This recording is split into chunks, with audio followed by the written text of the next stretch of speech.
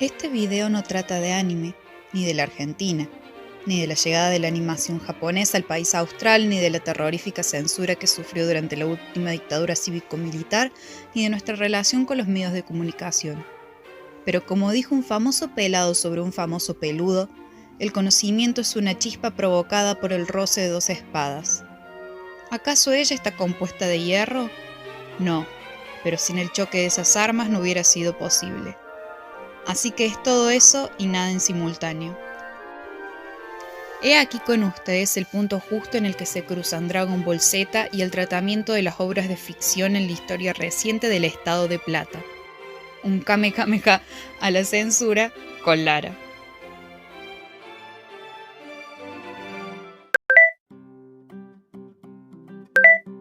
Para la década de los 70, la industria del anime ya estaba consolidada en el país del sol naciente y comenzaba a dar sus primeros pasos hacia Occidente. Es aquí que aterrizó en Latinoamérica, con la transmisión por televisión de las primeras series dobladas al español, clásicos como lo son Heidi, Princesa Caballero, Candy Candy y Meteoro. Sin embargo, por estas tierras, no fueron diferenciadas de las demás caricaturas para chicos, siendo emparejadas con animaciones estadounidenses, nacionales y europeas. La verdad es que el catálogo era reducido, y bastante carente de profundidad, si nos sinceramos. Podría decir mucho, pero el punto es que la oferta era restringida no solo por las dificultades tecnológicas, sino porque el país transitaba una cruenta dictadura cívico-militar llena de tortura, persecución y censura. Ningún régimen se sostiene solo a garrote.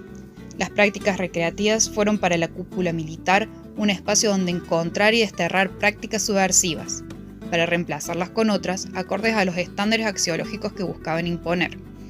El tiempo libre era una amenaza a controlar, pero también una oportunidad para consolidar la hegemonía de la moralidad occidental y cristiana. Para su ejecución fue necesario interpelar a los adultos. ¿Dónde están sus hijos? Los niños y la juventud, ¿aprovechan en forma útil su tiempo libre? Y utilizar las respuestas para esparcir prejuicios y desconfianzas hacia ese sector, y así comprometer a la sociedad toda en este emprendimiento. La primera consecuencia fue la clausura del espacio público, debido a su asociación con la sociabilidad, encuentros, juegos, circulación de relatos, discursos, intercambio de opiniones. De este modo, la juventud se vio recluida en el hogar, bajo supervisión constante de la familia, cerrando su mundo a lo que conocían entre esas paredes. Consecuentemente, el segundo efecto fue restringir y curar lo más posible el material del exterior que podría ingresar a las casas argentinas. Libros fueron quemados, se prohibió la distribución y exhibición de películas, se censuraron canciones. La televisión no fue excepción, y en febrero de 1977, el gobierno militar estableció los lineamientos de contenido permitidos para los programas de radio y televisión, impulsando fuertemente ciertos contenidos por sobre otros y modificando el horario de emisión de ciertos programas. La justificación es una mezcla de perversidad, subestimación y pura necesidad de control. Ciertos programas no son aconsejables para menores, por cuanto su estado de inmadurez no están en condiciones de diferenciar la realidad de la ficción y generalmente los confunden. Los lineamientos de este plan sistemático se encuentran presentes en la Ley número 22.285 de 1980, que tenía como centro al Comité Federal de Radiodifusión o CONFER, un organismo dependiente del Poder Ejecutivo, cuya función era limitar el funcionamiento de los medios y la información transmitida. Con la democracia se come, con la democracia se educa, con la democracia se cura. No necesitamos nada más. Raúl Alfonsín fue elegido como presidente en 1983, en una transición a la democracia llena de euforia y dificultades económicas en partes iguales. El ambiente se invadió de una fuerte aversión a la censura, y la administración centroizquierdista decidió llenarla con una exaltación elitista del arte elevado y el favoritismo a una cultura argentina construida para el paladar europeo, especialmente en la históricamente pretendida Buenos Aires cosmopolita. Sin embargo, el plan se encontró con dos obstáculos: medios de comunicación y productoras quebradas y la persistencia del CONFER. Esto desembocó en la compra masiva de enlatados, programas prefilmados, extranjeros y doblados, pero sobre todo baratos, y en un Confer intervenido pero funcional por otro, todo junto y bien cerquita. En medio de esta pelotera, la transmisión por televisión abierta continuó expandiéndose a más países de Latinoamérica, y con ella llegaron nuevos animes a las pantallas del subcontinente, como Mazinger Z, Robotech, Kimba, El León Blanco, Las Aventuras de Gigi y La Abeja Maya. En este contexto comenzó a comercializarse cierto merchandising de estas series, especialmente muñecos, y al mismo tiempo, en los ámbitos urbanos, se gestó un circuito under centrado en la circulación de material no oficial, particularmente orientado a la venta o alquiler de videos con las versiones originales de los programas, pero del término anime aún ni noticias. El menemismo arribó de manera anticipada en julio de 1989. Ni lerdo ni perezoso, el 17 de agosto sancionó la Ley número 23.696, reconocida comúnmente como Ley de Reforma del Estado, que autorizaba al presidente a proceder con la privatización y o intervención de un gran número de empresas estatales y a la fusión y disolución de diversos entes públicos declarados en emergencia. Pocos meses después, en diciembre, emitió el decreto Plan 731/89, privatización de la Empresa Nacional de Telecomunicaciones. El mismo establecía normas reglamentarias para la privatización de Entel, el principal prestador de servicios de telecomunicaciones del país, procediendo a su desmonopolización y desregulación en beneficio de los usuarios y en pos de reducir el déficit público. A partir de este momento concurrimos a un nuevo escenario de la radiodifusión en Argentina, caracterizado por ser un modelo eminentemente privatista, con una espectacular concentración de propiedad de las empresas periodísticas, donde las editoriales u otras tienen permitido acceder a licencias de servicios de radiodifusión y se admiten sociedades formadas por otras sociedades. En resumen, Menem dio luz verde a la conformación de multimedios en la Argentina, donde una sola empresa es propietaria de manera directa de canales de televisión, revistas, periódicos, radios, proveedores de internet, etc. En adición, la ley de radiodifusión se flexibilizó en 1991, facilitando el ingreso de capitales extranjeros, especialmente norteamericanos, al sector de la radiodifusión, y a través del Confer, mediante la resolución 350/95, se permitió a personas físicas o jurídicas de origen estadounidense acceder a las licencias y a la explotación de servicios de la radiodifusión.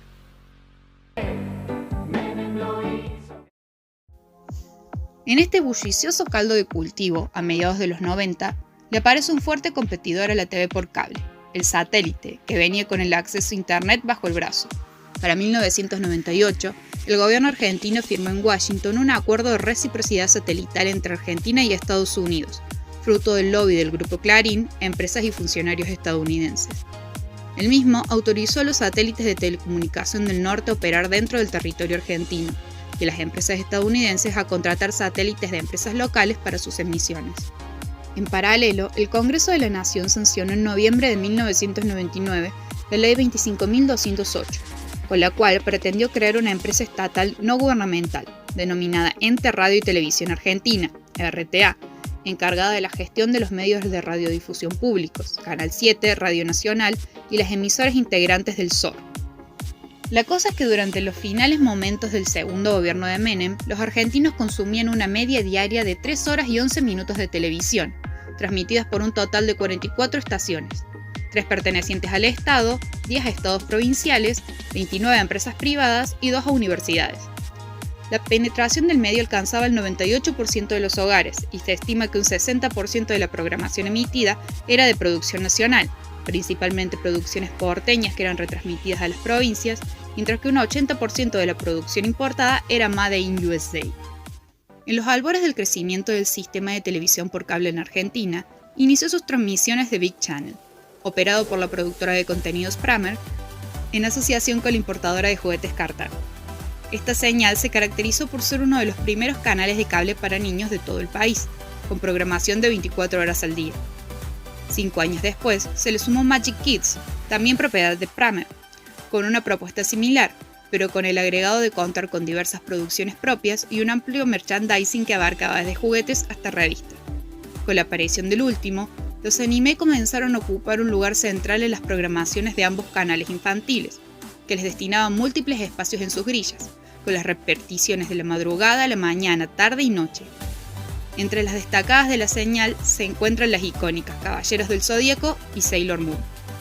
Poco tiempo después, en 1996, inició sus transmisiones el canal Locomotion, un canal de animación orientado tanto a jóvenes como a adultos, sumándose otros como Azul TV y Cablin. Este momento es clave para el anime, donde al género se lo reconoce como tal y se le diferencia de otras caricaturas. Al fin teníamos una categoría que agrupara todos esos dibujitos que amábamos, que eran diferentes a los demás, pero que no tenían aglutinante que les uniera. Sin embargo, con esta caracterización, vinieron tratamientos especiales a los que las contrapartes occidentales animadas no se sometían.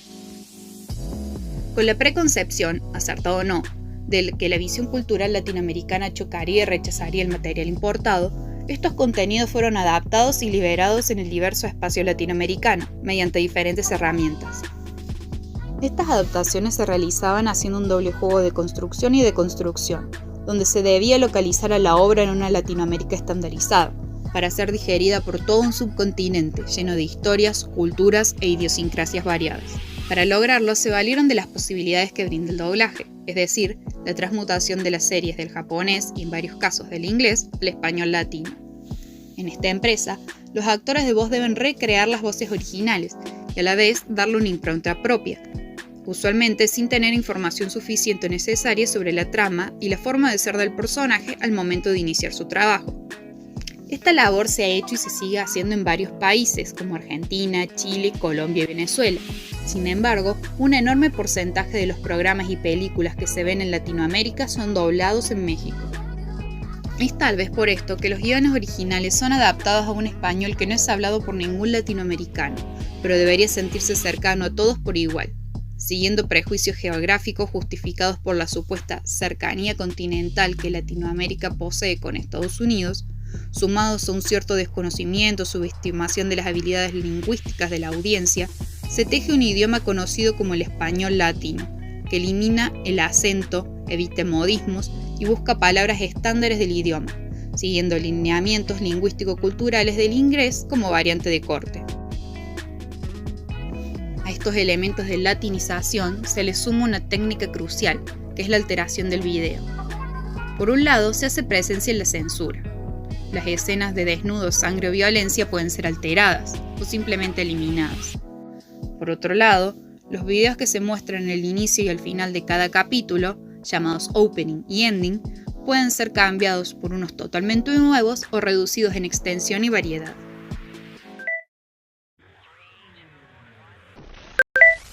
El primer acercamiento se concretó en 1994, cuando la empresa Hoxha obtuvo los derechos para comercializar en el país algunos muñecos de la serie. Para impulsar su popularidad, la misma lanzó una revista de serialización mensual y un programa semanal que se transmitió los sábados a través de la señal estatal ATC, Argentina Televisora Color.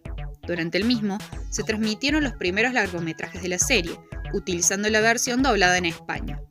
En simultáneo, de lunes a viernes, también se pasaban la primera docena de episodios, de una versión que había sido adaptada al mercado norteamericano, incluso con el opening en inglés, bajo el nombre de Zero y el Dragón Mágico.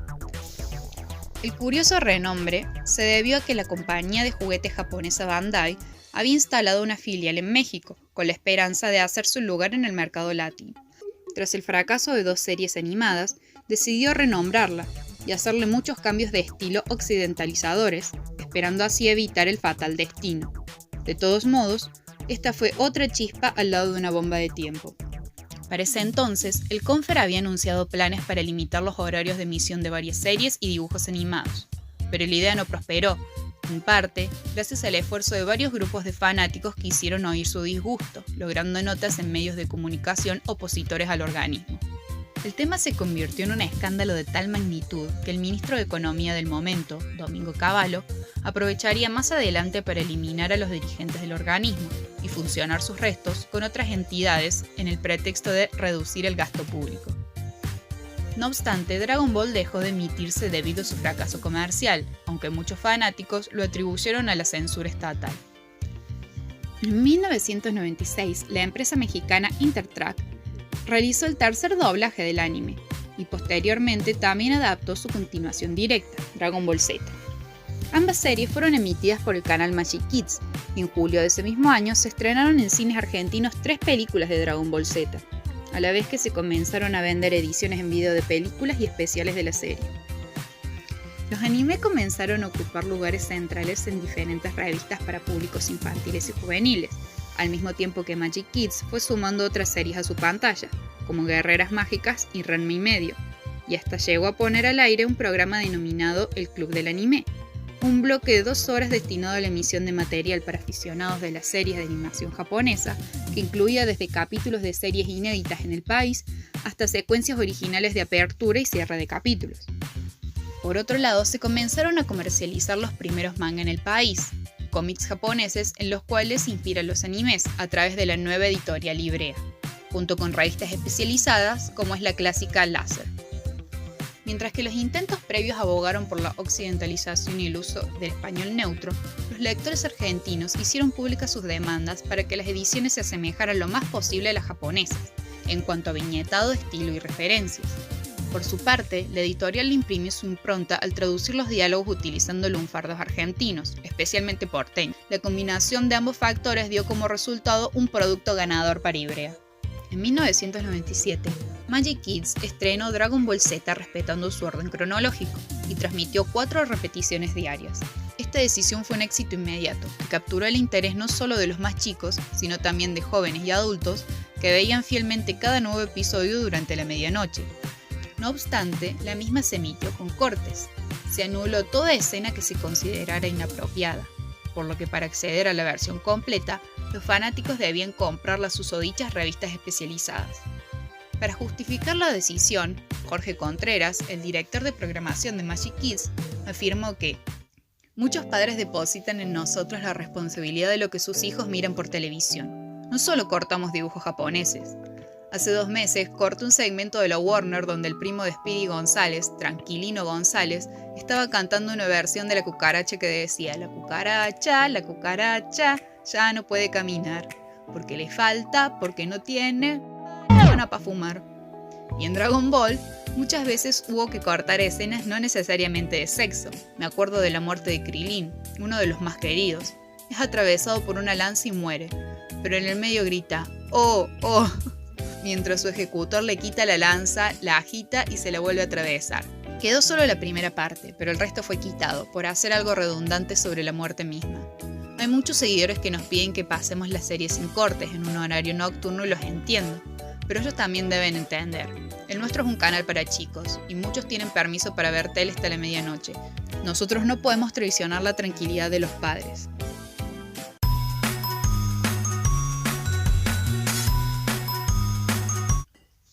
De cualquier modo, la fama de DBZ en la Argentina creció, y el 9 de julio de 1998, Goku conquistó la pantalla del cine con Dragon Ball Z, la película. La respuesta fue tal que en 1999 estrenaron no 1, sino 2 largometrajes animados y 3 películas que obtuvieron un poco más de 900.000 entradas vendidas, una cifra nada despreciable, pero un dibujo que era mal considerado de nicho. Dragon Ball incluso llegó a colarse en la televisión abierta de la mano de Azul TV, como se conoció durante un tiempo a Canal 9, mientras que en el cable seguía dándose con muchísimo éxito y se editaron en paralelo videos de todos los largometrajes que no habían llegado al cine. Para ese año, Dragon Ball se vio envuelta en otra polémica. La Justicia Provincial de Córdoba calificó de obscena y una escena del manga publicado en una revista, donde interactúan los personajes de Bulma y Roshi de una manera que no voy a describir porque me parece más que inapropiada. A partir de ese momento, los kioscos cordobeses dejaron de repartir material que incluyera Dragon Ball Z en la portada. Para 2001, Cartoon Network se hizo cargo de la emisión y eventualmente estrenó Dragon Ball Z Kai, una versión resumida de la serie, pero con mejor calidad de animación. Otro paso decisivo ocurrió años más tarde, en 2008, cuando Ibrea obtuvo los derechos para publicar el manga. Javier Heredia, gerente de producción y licencias de esa editorial, dijo: "Tardamos 10 años en obtenerla. Para la empresa en Japón se trata de un producto aparte, una marca aparte. Siempre que tenemos reuniones con los japoneses, ellos mismos tienen un departamento exclusivo con gente dedicada a todo lo que es el desarrollo de distintos productos basados en Dragon Ball. En la Argentina, a nivel editorial, es uno de los títulos que más vendemos y cuyas viejas reimpresiones incluso superan a los mangas actuales.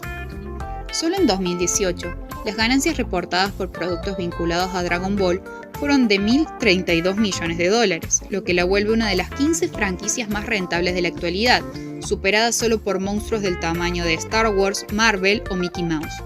En 2019, Dragon Ball llevaba 49 volúmenes publicados y 362 millones de copias vendidas a nivel mundial, convirtiendo a su autor, Akira Toriyama, en uno de los hombres más ricos de Japón.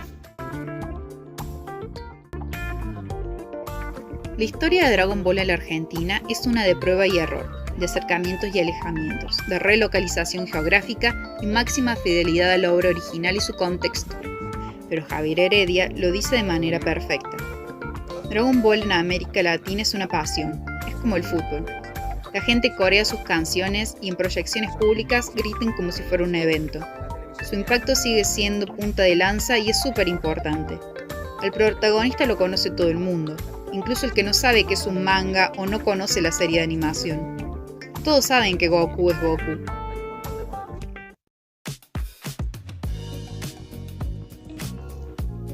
De un tiempo a esta parte, la recepción del anime en Latinoamérica ha sufrido cambios significativos, sobre todo en lo que respecta a sus políticas de traducción. En la actualidad, el consumidor promedio de animación japonesa espera pacientemente que el traductor realice su silenciosa labor para luego disfrutar del producto final, en la lengua original y en muchos casos con aclaraciones a la misma interpretación. De hecho, puede parecer que la traducción se va haciendo cada vez menos exhaustiva, en razón del conocimiento cultural que poseen los espectadores. Sin duda, Internet fue un elemento clave que modificó y condensó las características que en la actualidad posee el anime en Argentina. A mediados de la década del 2000, el elemento más destacado en este sentido era el fansub, es decir, capítulos doblados por y para fanáticos, que buscaban conservar al máximo el significado y modismos originales y no poseer censura. Lo mismo solían realizarse a pedido y a pulmón, de manera casi instantánea, pudiendo estar casi al día con las producciones japonesas. Lo mismo se aplica al manga, cuya adaptación a diferentes idiomas quedó a cargo de grupos de Scanlation, una conjunción entre scan, de escanear, y translation, traducir. Muchas gracias a ustedes, que nos abrieron portales a otros mundos desde nuestras casas y cibers. Sin embargo, hoy en día, plataformas con millones de suscriptores en el país como Netflix y otras especializadas como Crunchyroll, tienen el material disponible a un clic y pocos pesos de distancia, cortando aún más la brecha. Y aunque podríamos decir que todo esto es historia, eventos como el nuevo doblaje y traducción de Evangelion por parte de Netflix en 2019 siguen dando tela para cortar. Respecto de la censura en Argentina, puedo decirles que el Confer ha desaparecido. En medio de un tornado legal, quedó atrapado junto con otros organismos como la Autoridad Federal de Servicios de Comunicación Audiovisual y la Autoridad Federal de Tecnologías de la Información y las Comunicaciones. En 2015, mediante un decreto de necesidad y urgencia, nació el Ente Nacional de Comunicaciones, quedando bajo el mando de la Jefatura de Gabinete de Ministros de Argentina, pese a ser un organismo descentralizado. Su objetivo explícito es crear condiciones estables de mercado para garantizar el acceso de todos los argentinos a los servicios de Internet, telefonía fija y móvil, radio, postales y televisión. Finalmente, me gustaría hacer otro video donde profundizar en el particular fenómeno de la Latinoamérica creada a través de la homogenización del español latino, un idioma que no se habla en ningún lugar, que no pertenece a ningún sitio, y sin embargo sigue siendo el estándar a que atenerse en el entretenimiento de este rinconcito del mundo.